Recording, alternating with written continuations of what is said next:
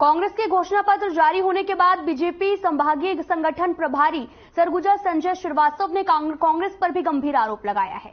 उन्होंने कहा कि बीजेपी के घोषणा पत्र से कांग्रेस सरकार डर गई है। कांग्रेस सरकार ने आम जनता के बीच में सरकार में रहते हुए भी सही समय पर घोषणा पत्र जारी नहीं किया। उन्होंने कहा कि एक ओर जहां घोषणा पत्र जारी नहीं किया गया, वहीं दूसरी ओर छोटी छोटी घोषणाएं करते रहे। बीजेपी ने घोषणा पत्र में 3100 रुपए प्रति क्विंटल धान खरीदी का ऐलान किया तो कांग्रेस इससे डर गई और बच्चों की तरह हरकत करने लगी। धान खरीदी को 3200 रुपए प्रति क्विंटल बढ़ाकर देने की घोषणा कर दी गई। उन्होंने आगे कहा कि ये कांग्रेस का घोषणा पत्र ठग पत्र है और इस पर जनता विश्वास नहीं करेगी।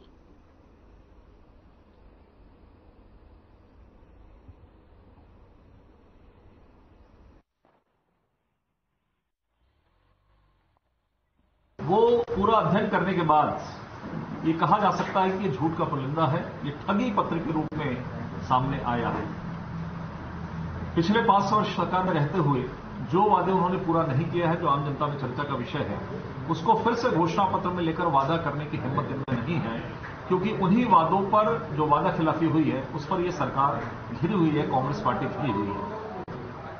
इस घोषणा पत्र में कांग्रेस के न तो महिलाओं के सम्मान की कहीं बात की गई है, न युवाओं के लिए कोई योजना बनाने के काम है, न प्रदेश के अंदर में कहीं किसी प्रकार के विकास की बातचीत कही है, न ही कहीं लॉ एंड ऑर्डर की बात की है।